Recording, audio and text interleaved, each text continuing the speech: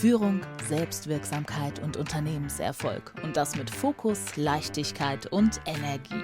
Geht nicht? Doch! Holt euch spannende Einblicke und interessante Denkanstöße in der Leadership Lounge. Von und mit Laura von der Groeben. Also Platz nehmen und zurücklehnen. I'm very, very happy to have a special guest here today. You see me, I'm like smiling all over my face. He's bringing with us to this podcast a very deep understanding of the human psyche, but he also carries big legacy with him because today we have here Jeff Zeig. And he is known as like an old student of Milton Erickson. Milton Erickson, who, for those who don't know Milton Erickson, I think everyone knows him, but for those who don't know him, he's like, he made a switch on the understanding of hypnosis. And he's like the father of the modern way how we do hypnosis. And Jeff had the honor to learn from him for 7 years. And if I understand it right, because you're so thankful of that, your idea was to give it back and to teach other people his legacy. And Jeff wrote a lot of books. I think I read about, if I'm right, about 20 different books. In my bookshelf in the background, I have 4 big books of you. So that's pretty cool. And yes, I'm really, really happy that you are here with us, Jeff. It's my honor. I'm glad to be here and support your mission too. Thank you very much. Yes, I normally start my podcast with a random question, and it's always a surprise because it's a game on my mobile phone, but I love to play it to start. So we will start it with a random question. Oh, this one is a good one, and it's good for our podcast because what's an idea or teaching that created a paradigm shift for you? Yes. Well, really, it was art that created a paradigm shift. Psychotherapy has been in the world of science, where it's based on theory and technique and research. And that's great if you want to help somebody change their cognitive understanding. If people came to therapy because they needed to understand how do they get out of depression? What are steps 1 through 4 for getting out of depression, anxiety, bad habit, and ineffective relationship? Therapy would be easy, but there are things that can't be gained by a logical algorithmic approach. What you said about Erickson was true. The history of hypnosis before Erickson was like this. You were putting suggestions into a passive person, and you were feeding something in that was missing. What Erickson was doing was this. He was doing eliciting, awakening from people realizations that would empower them. Now, this is what happens when you go to an art museum, when you practice music, when you engage in dance, when you go to a theater. They don't try to instruct you about what's important in life. They present an evocative experience that has the capacity, but not necessarily the initiative to awaken you. So art works from a more eliciting point of view. And when I could understand that, then I could have a more artistic ways of helping clients rather than informative ways of helping clients. There's nothing wrong with information as long as information works. Sometimes information is necessary. You need to explain to someone the side effects of a medication that they're using. But if you want somebody to be motivated, happy, connected, responsible, curious, those things need to be stimulated into play, and they can't just be algorithmically informed. So that was the understanding that I've been working with, and it's kind of obscure. It's an obscure understanding in the field of psychotherapy because a lot of it is based on having a scientific approach that can be researched and codified with a manual. If you have a right manual, you just read through the manual and the person gets over their problem. But more of my work as I evolve as a therapist, I'm 76 years old now, is about developing, helping people to get realizations, the realizations that they need, rather than the cognitive understandings that are logical and could be helpful. So that is the area that I explore and write about and teach about in various places around the world when I get invited to be there. That's a really interesting view, I think. And also it gives the therapy a kind of playfulness. So I remember when I started with my first coaching sessions, and I thought there's the one perfect answer and I need to find the one perfect answer. But of course, there's not. There are so many ways and you never know which one is the right one. And then I gave myself as a present, like a little present on my desk in my office. And it reminded me of, okay, today we wrap the present and we will see what will come out of it. And you can just trust your intuition and do what comes from your heart. And after I started to do it like that, it became so much more easy. And I think also I helped the people better, or I could help them better. And I think that's this idea of play, to put in some playfulness. I agree with you 100%. I think that out of all of the master therapists that I had the blessing of learning from, Erickson was one of the ones who was most playful, and therapy was like a game to him and an appreciative inquiry and not a scientific inquiry into human beings. Mm-hmm. I work a lot with leaders from companies, and I find they are often like stuck into this idea that they need to do things perfectly. What would you advise them to add some of the playfulness in their life? Yeah, well, I would advise them to do things imperfectly, not perfectly. And perfection is overrated. I don't know many areas where perfection exists. There's no perfect novel, there's no perfect music, there's no perfect painting. Everything is an approximation. And we have in our mind the idea that we can do things perfectly.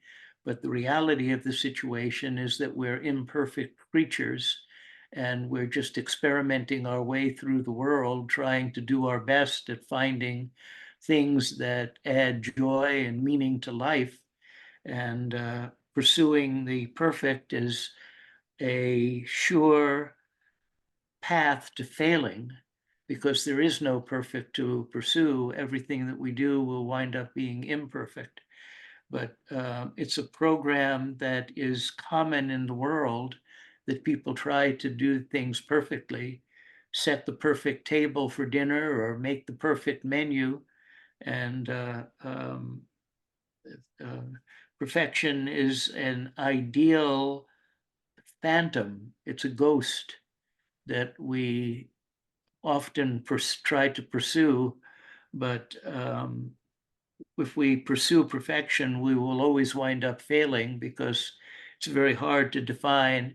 I don't know what a perfect therapy session would be. I don't know what perfect art would be, or what a perfect movie would be. I only know that there are approximations. Perfection is an asymptote. An asymptote in geometry is the line that approaches an axis but never really reaches it. There's Mm-hmm. always a gap between our principles and our practice, And we can pursue excellence. That makes sense to me. But pursuing perfection doesn't hold much interest to me. Yes. As you were telling us that, I just thought about finding also the beauty in the imperfection. And I have also a picture for that in my mind. I remember when I've been into an art museum in Rome, I think 5 years ago, and there was like this really nice picture of Monet, but something was odd with it.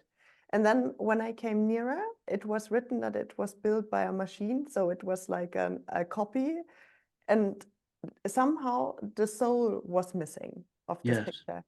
And I don't know why, but I felt it before I read like the subtitle of the picture, but something was off. And maybe that's the when we try to do things perfect, if we would really reach perfection, then it's something would be odd. It would be odd because you could perhaps reach a standard of perfection with a machine, but in human engagement, there isn't any perfection that can be reached or defined. I don't know what a perfect therapy session would be. I've never done one. I think no one did.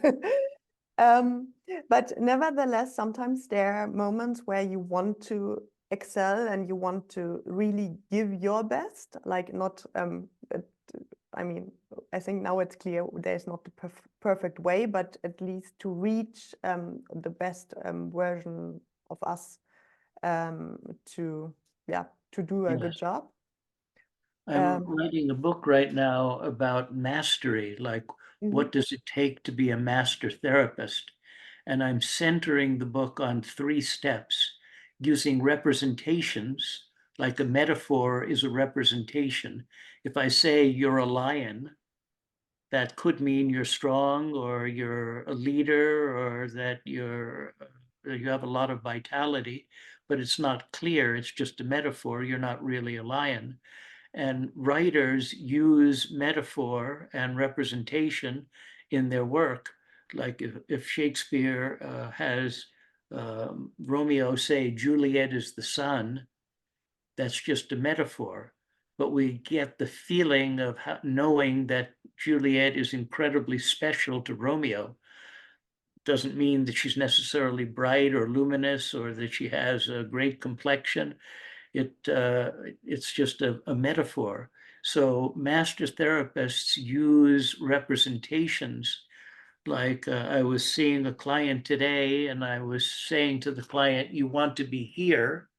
And I was using a gesture as a representation. Right now you're here. Don't try to do this.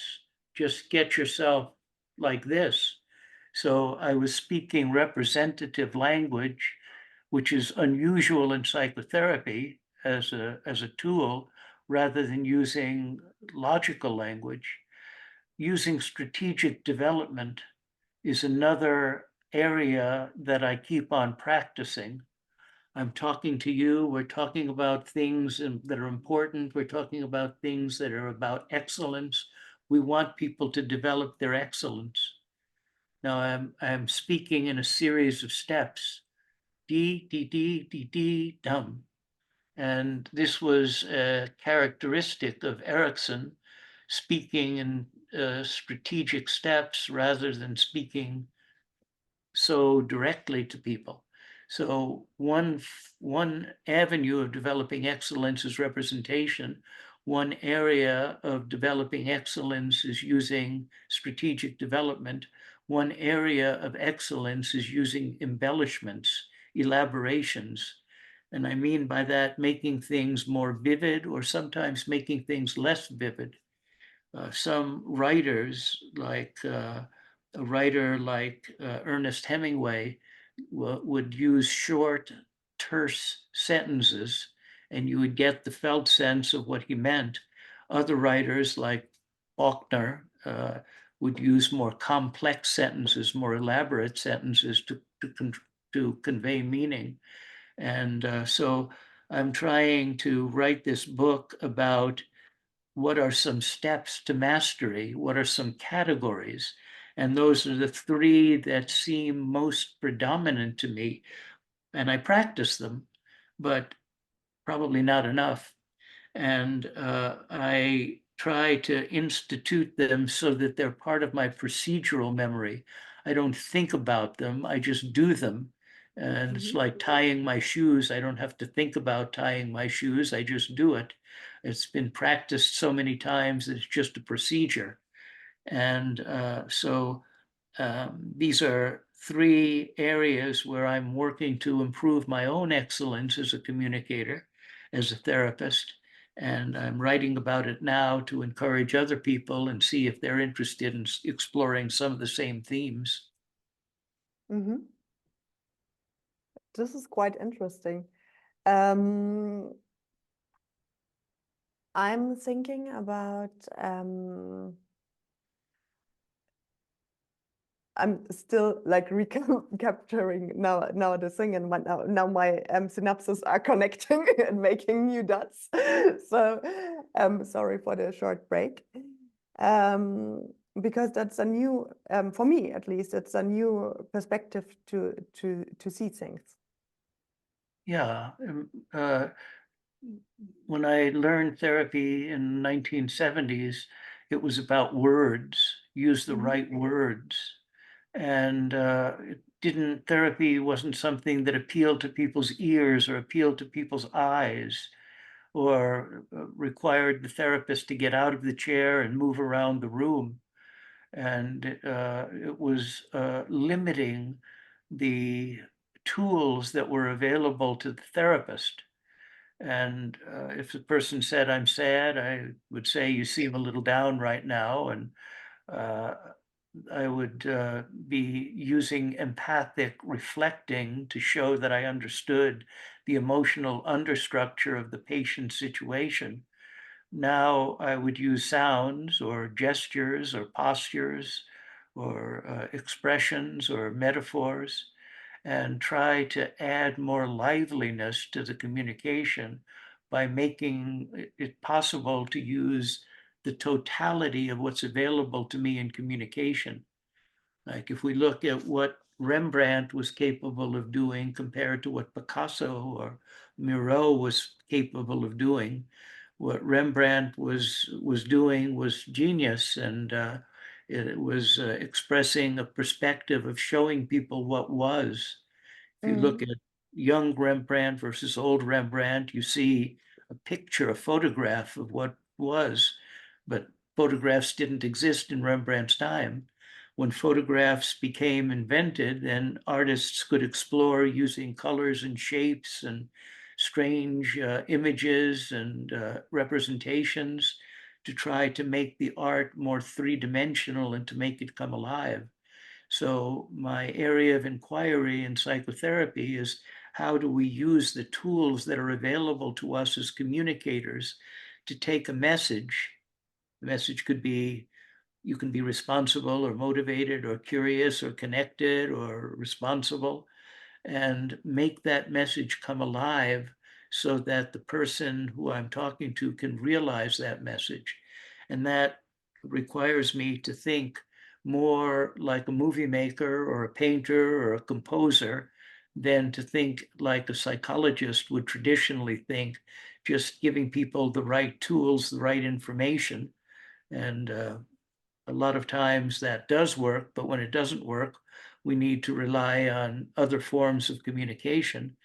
And I think it's relevant to parents. You know, every parent wants their child to be responsible.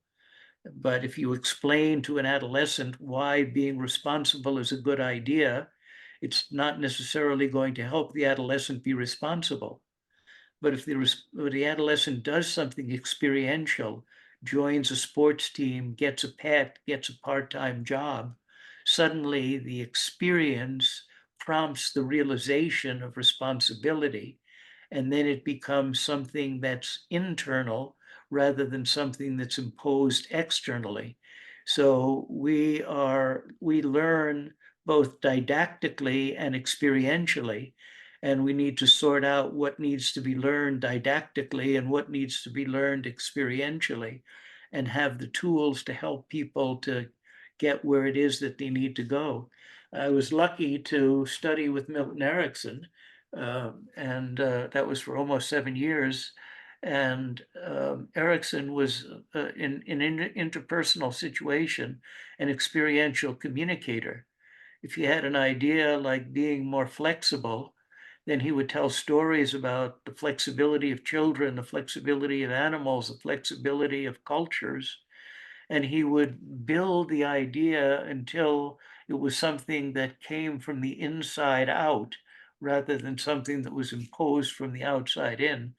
In an interpersonal situation, Erickson was artistic. He was an experiential communicator rather than a didactic communicator. But when it came to writing papers, and he wrote 100 of them, and contributing to books, he was very academic and used both sides of his brain, not just the experiential side. But in an interpersonal situation, if I wanted to learn something from Erickson, it was through artistic devices like stories and hypnosis and metaphors and assignments that would prompt me to be a better Jeff Zeig rather than just develop another technique in my mind.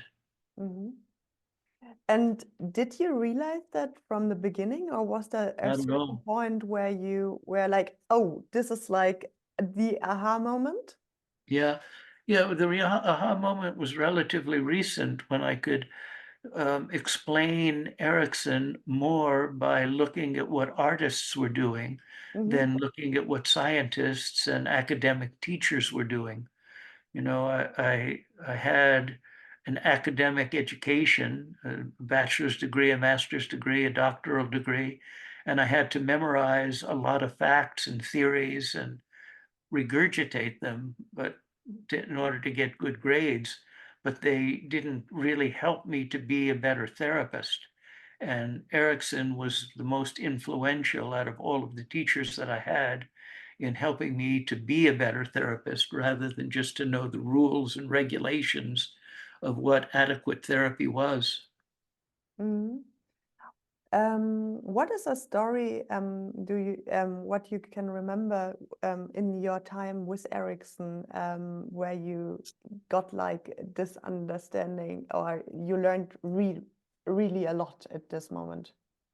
Yeah, there were so many. Um, I'm thinking of one with another student, not me, that developed an understanding of my understanding of strategic processes. My friend David was going to see Erickson at about the same time that I was in the 1970s. And David presented Erickson with a problem and said to Erickson that he was spending too much money and he was being frivolous rather than thoughtful about the way that he was spending money. And then he just waited, thinking that Erickson would just give him a hypnosis and then suddenly he would be cured. And what Erickson did was to confront him and say, "Why are you wearing your hair so long?" And it was out of context, out of place, and brought back to David all of the feelings that he had of the confrontations that he had with his father about wearing long hair, which was popular then. And then Erickson said, "We'll meet the next day." And the session was over.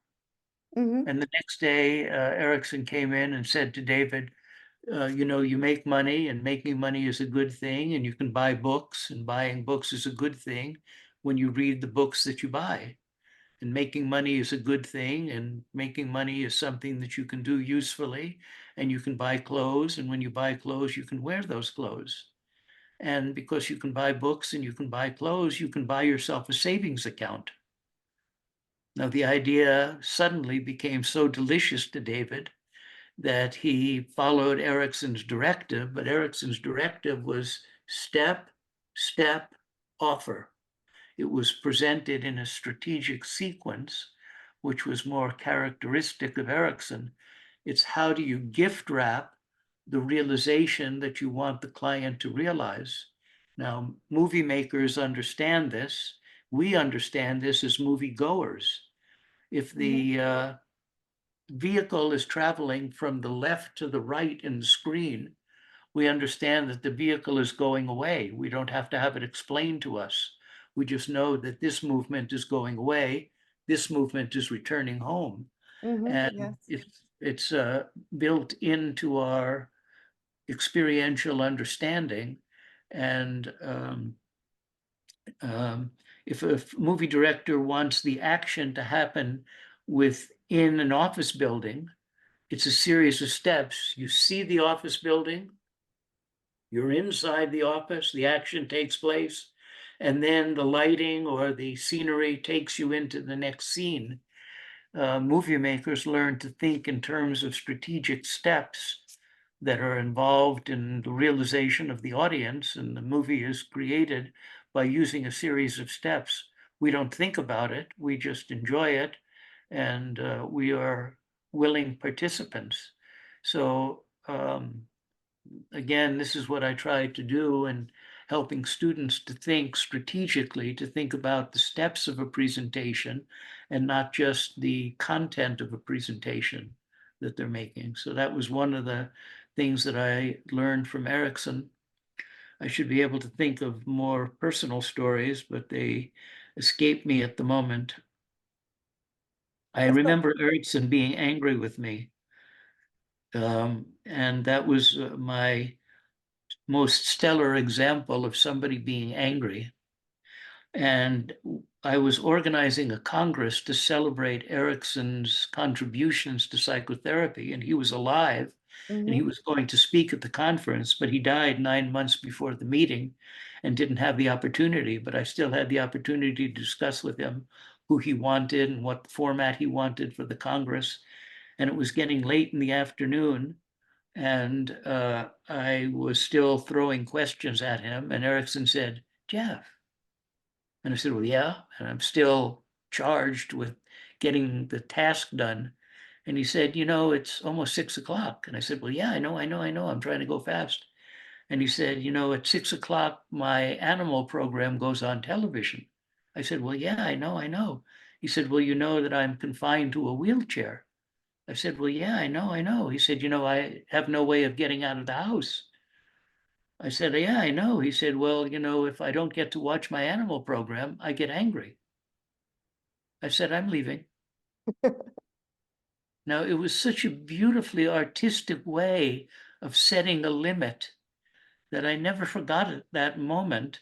And I've tried to emulate that process when I've with the people who encroach on my life, and try to do something that represents the elegance of what Erickson did with me, and try to pass on that spirit to other people, whether they're therapists or business people or mothers or fathers or adolescents, and try to use that kind of a story to illustrate a principle that you don't need to do this. You can do dee, dee, dee, dee, dee, dee, dee, dee, dee. Mhm. This is also, when I recall it right, when I was at the seminar with you in Rottweil, you told the story that Erickson gave you a letter and just let you read like the first part of it, and then Yes. asked you what is the last sentence, or how does the Yes, letter it's end? a book, actually. Mhm. And it was a book called Nightmare Alley, which was made into a recent movie. And the movie doesn't have the particular intelligence that the writer had in the book. So Erickson gave me the book. He said, "Read the first page." I read the first page. He said, "Now tell me what it says at the end of the book. Tell me the end of the book." I had no idea. I said, "What does it say?" He said, "Read the book." So I read the book. I got to the end. I went back to the first page, and I realized that the author had planted a seed, and that if I knew how to read in terms of strategic development, I would have recognized that seed.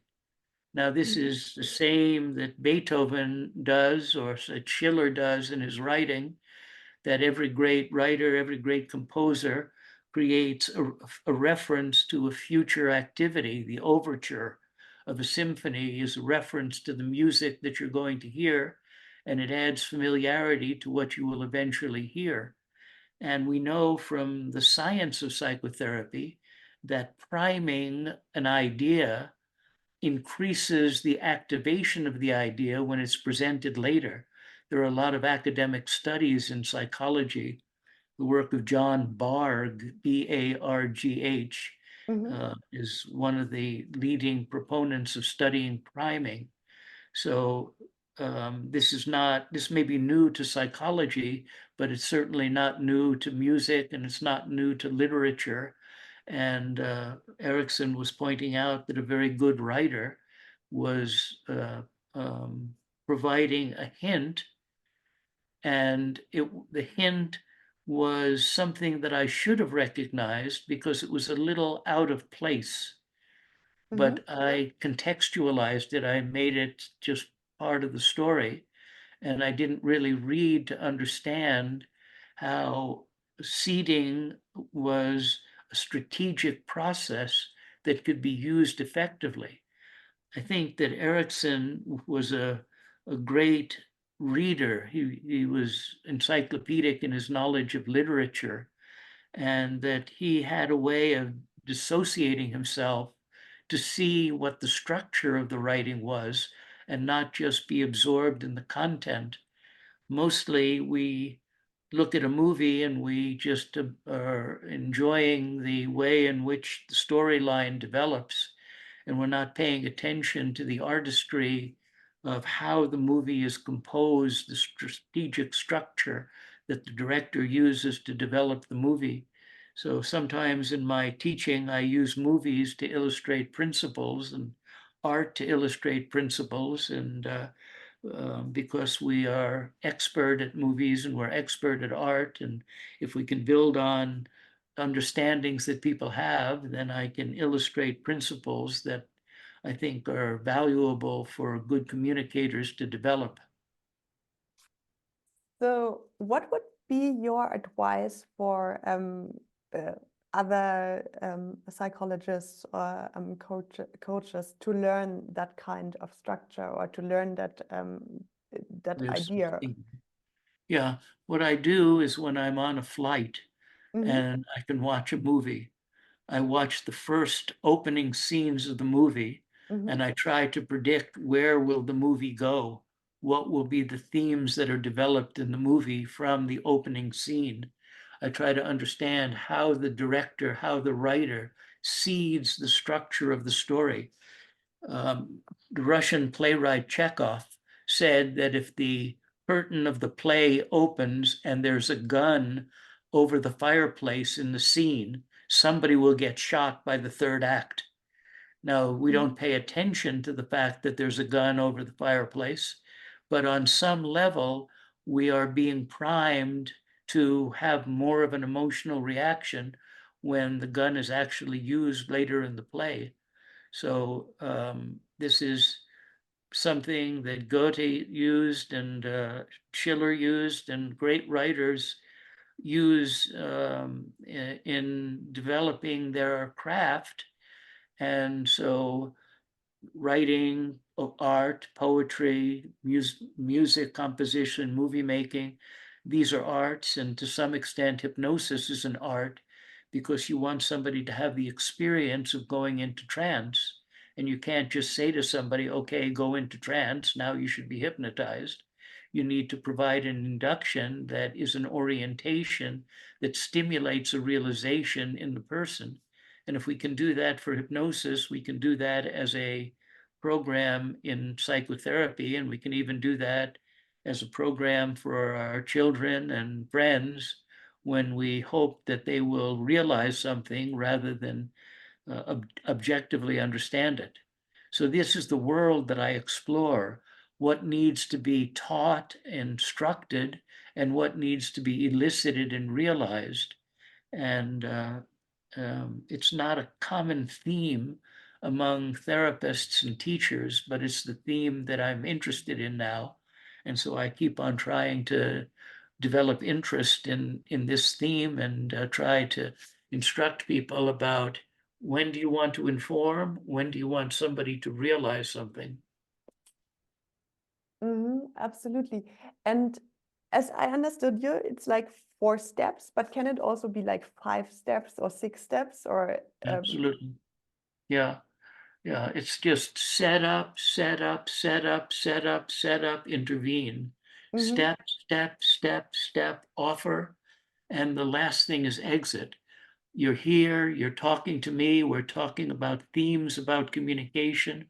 We want to develop ourselves as better communicators because it will be helpful to us in our future and helpful to the people we talk to.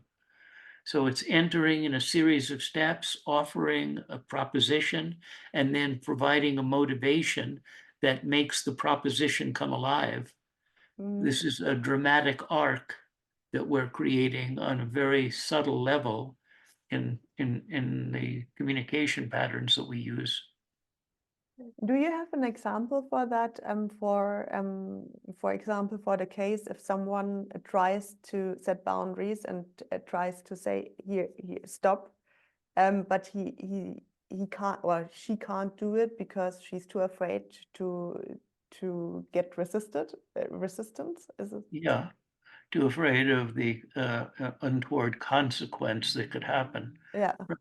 And it's starting with pacing. We're here, we're talking about things that are important, we're talking about things that are interesting, we're talking about things that can help you to be more open in your understandings of what people are trying to offer you, because your understanding will help you to be a better communicator and a better person and more effective in your life. So it's enter, enter, enter, offer, exit. Mhm. And the exit would be a reason for activating the offering. And it would be communicating in a dramatic arc. Step, step, step, step, step, offer, exit. Exit, yeah. And those sequences, can they be like an hour long, or can they be like short, short, short, and then there's an overall sequence, the hour long? Very well said. Yeah. I was remembering one videotape of Erickson that we make available to therapists to study. And it was over the course of 1 hour that he developed this dramatic arc, Mhm. and not just a sequence that I'm explaining, a short sequence, but developing it into a complex structure that would have the arc over an hour. But it's the same thing about reading a great novel. If you read something by Goethe, then you have the same dramatic arc developed over the course of a novel, where it's building momentum to come to a denouement and then a satisfying ending, so that you feel that you've accomplished something through your reading. Right? Now that is true of music. It's true of literature. It's true of movies. It's true of poetry, but it really hasn't taken much impetus in the field of psychotherapy. We don't tend to think that art is communication and therapy is a communication art in many cases. We tend to put therapy in the area of science. Like if somebody has an infection and you're a physician, there's the right medicine to give them. You give them the right medicine, it cures the pathogen. They get over their infection. If somebody has a broken bone, there's a way to set the bone. You do the right way and the bone is set. And but if it's when you have something that is an algorithm, like adding numbers is an algorithm, 2 plus 2 equals 4. It will always equal 4 when you add 2 plus 2. But to be happy, motivated, curious, respectful, engaged in the process of arithmetic, that's a different genre than memorizing the formula 2 plus 2 equals 4. So a lot of good things happen because of science. If you are sending a rocket to the moon, you have to know how much thrust you need to get the rocket off of the Earth and into space, and what trajectory you need to know to get it to the moon. But to be happy about sending a rocket to a moon, you don't need science, you need more art. So I'm trying to discriminate, when do you need a scientific approach? When do you need an artistic approach? But I can't tell you that I have a large audience that's interested in this type of orientation, because a lot of what happens in traditional psychotherapy is about the science of psychotherapy and not about the art of communication. Yeah, absolutely. That's one reason why I find the Ericksonian way of thinking so interesting, or so enriching, because it really helps. Yeah. I like the idea of how to get the person to the moon, but also how to make him feel happy about that.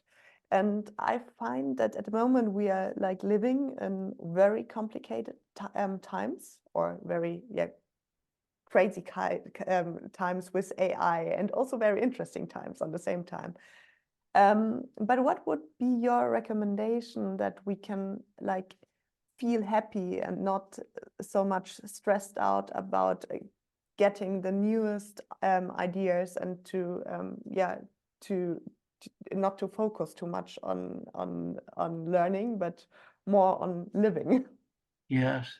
Well, bad news, shocking news sells products.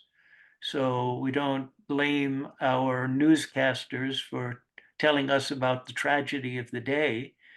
And the news isn't designed to add meaning and luster and happiness to our life. And the human brain tends to be a mismatch detector. It tends to notice what's wrong in any given situation, which is a good survival mechanism.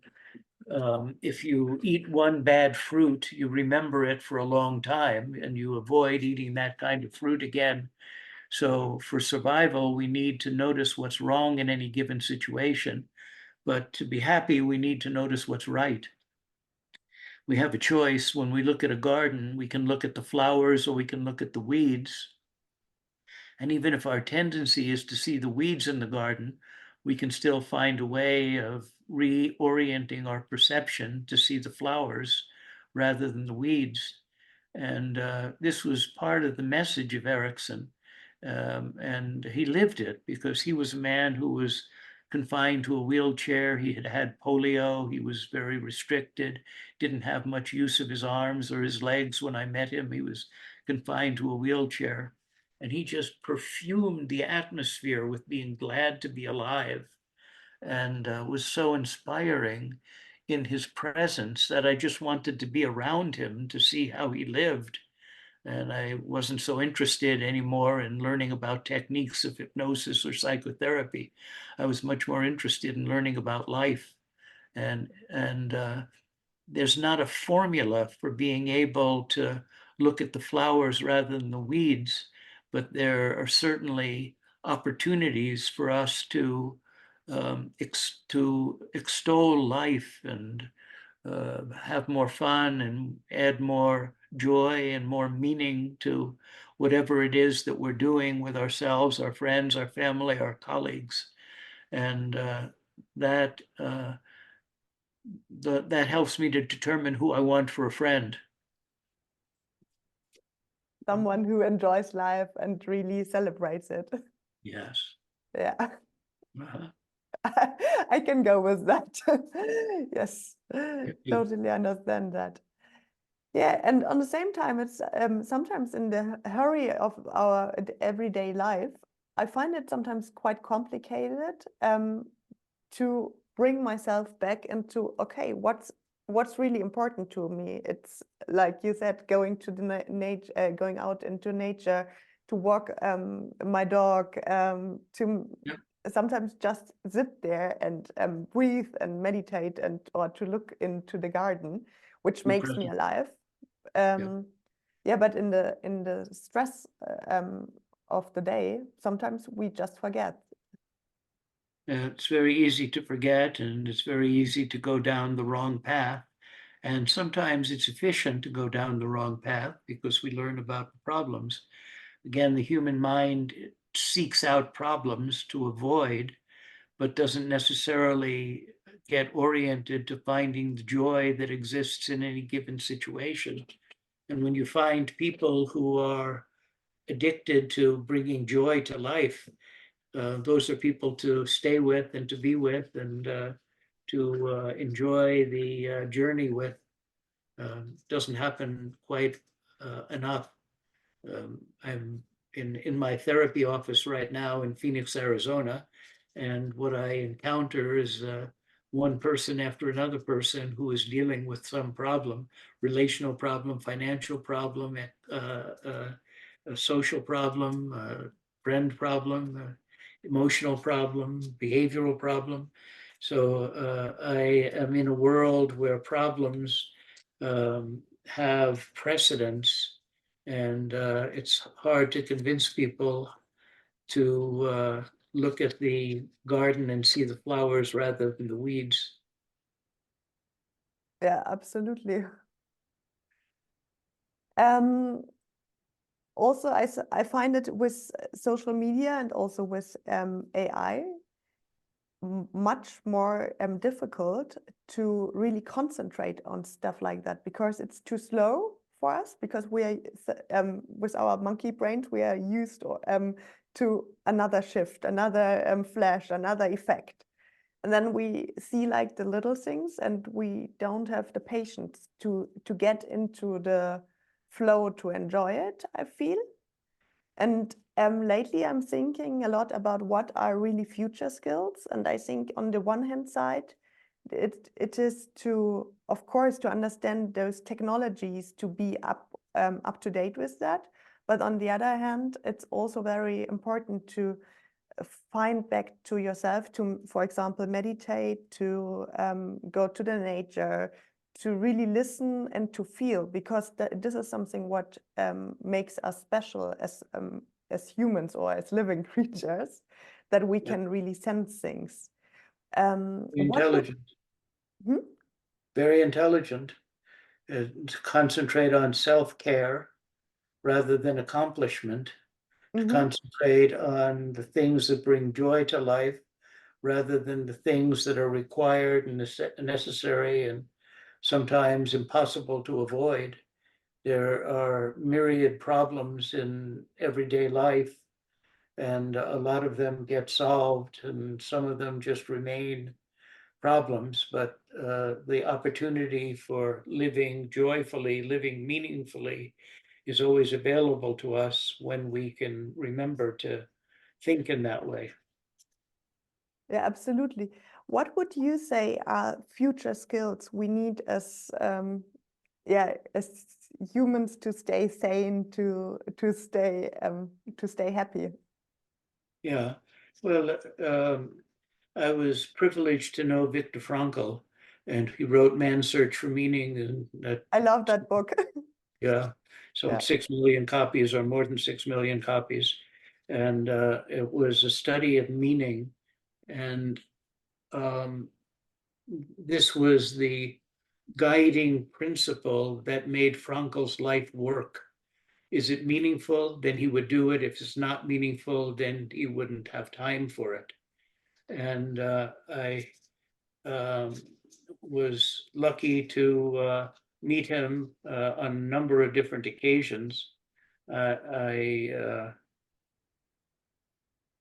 don't remember the situation, but I proposed something to him and he absolutely refused. And I was surprised because it seemed like a logical proposition. And when I was a little bit off balance, he said it wouldn't be meaningful. And that was the guiding principle that made him luckily survive through concentration camps and be able to contribute as much as he did.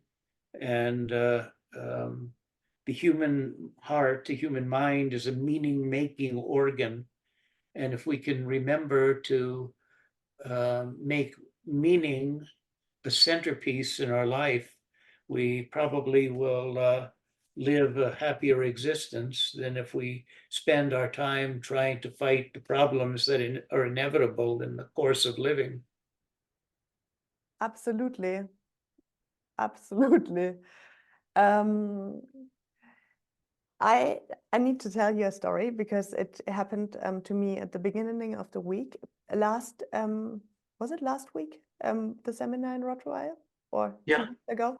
And I remember when your wife made like one exercise about the meaning of life, not the meaning of life, but the meaning of our job. And I work together with all those psychotherapists. And I mean, I do coaching with leaders, which is also meaningful, of course. But I was like, wow, you really give people like health. And I'm, yeah, just helping them to be more effective. So, and then I was really, okay, Laura, normally you think you have a really meaningful job. Why don't you feel it at the moment? And then I went back home and I thought about that thought. And last weekend I've been to a museum in Munich, to a modern museum, and there was one exhibition, and it really, really took my breath away. And after that, I needed to leave the museum because it touched me so much. So deeply. And it was just like a face projected into the air. And she talked about her job conditions. And it really shocked me what she was talking about, or this face was talking about. And then I read the subtext or the subtitle, and it was a job. It was an interview from 2020, so it was quite recently, and it was from a woman who works in Germany, and I was really touched about her. She had like a job where she had to watch horrible movies to put them out of the internet. And she was not allowed to make breaks whenever she wanted, but she had like the times where she needed to make a break. So if she saw something really, really horrible, there was no way for her to make a break. Process it. Yeah. It really, also when I'm talking about it now, I feel really emotional again, and really, wow. And there I really found my, my why or my sense again, because I don't want people to suffer like that in their daily jobs. And if I go out there, also my clients, there are sometimes job conditions. It's crazy that we work like that because we don't have to. It's just like our idea that we have to, but there's nothing in the outside who really makes us do it.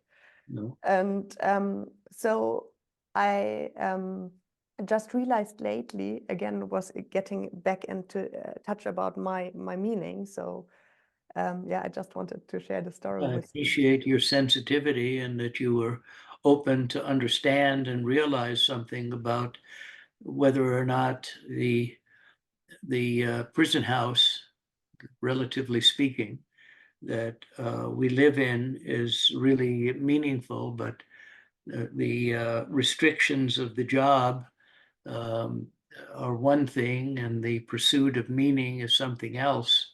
And you were sensitive to the undercurrents and were able to tease out your own insight and your own initiative and your own direction, that you're not going to be trapped by the strictures of the system.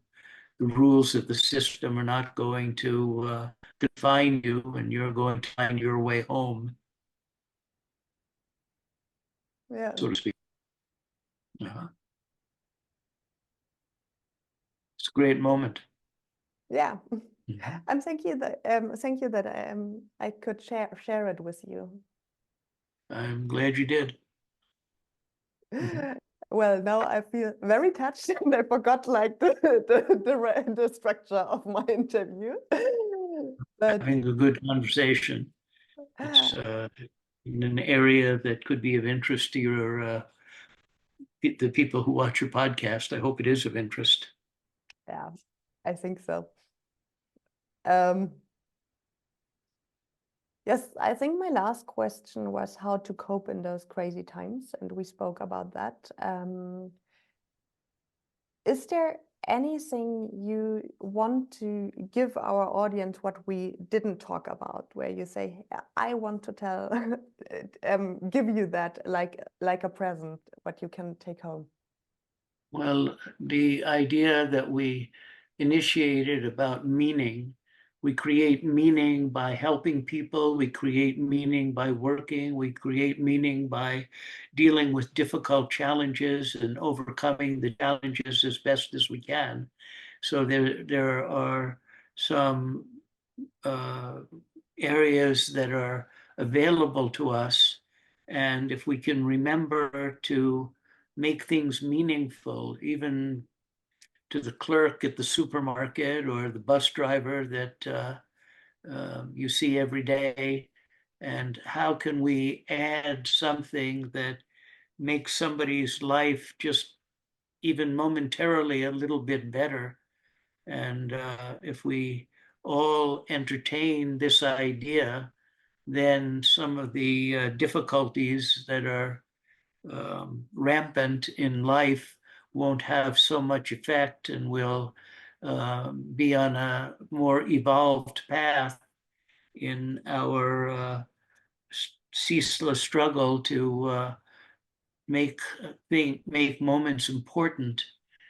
I was thinking about a friend of mine, Irv Polster, one of the greatest Gestalt therapists in history, and he died 2 days ago. And I knew him for 50 years, and in various ways, and eventually as a collaborator. And he had such a nice way of making people feel important. He would make me feel important. And if we concentrate on making the people around us feel important, I think it'll be a better world, and it would have a cascading effect to others implicitly. And we're all trapped in the same situation, and we all need to decide a path. And if we can decide a path that adds something to humanity, it'll be a better world for all of us. Absolutely. I like that thought as a good closing word. It was a pleasure to spend time with you, and I hope that it was meaningful. Absolutely, it was really, really meaningful to me. Is there anywhere where my audience can find you if they say, wow, I want to know more about Jeff Zeig? Well, there's a lot of videos on YouTube in the Jeff Zeig collection, so people can find me on YouTube, and we've created a number of different series that are available, and some things are available from the Milton Erickson Foundation here in Phoenix, but we specialize in doing professional training more than speaking to the lay audience. So I would advise people to go to YouTube and see if they find things that are interesting and valuable to them. It was a pleasure to spend time with you, and thank you so much for inviting me. And I feel better about myself for having the opportunity to be with you. Thank you. I can give that back. It was a really, really great interview. It doesn't feel like an interview. It was more like a really, really nice conversation. And yeah, thank you for taking that time. It's a pleasure. Leadership Lounge von und mit Laura von der Groeben. Führung, Selbstwirksamkeit und Unternehmenserfolg. Und das mit Fokus, Leichtigkeit und Energie.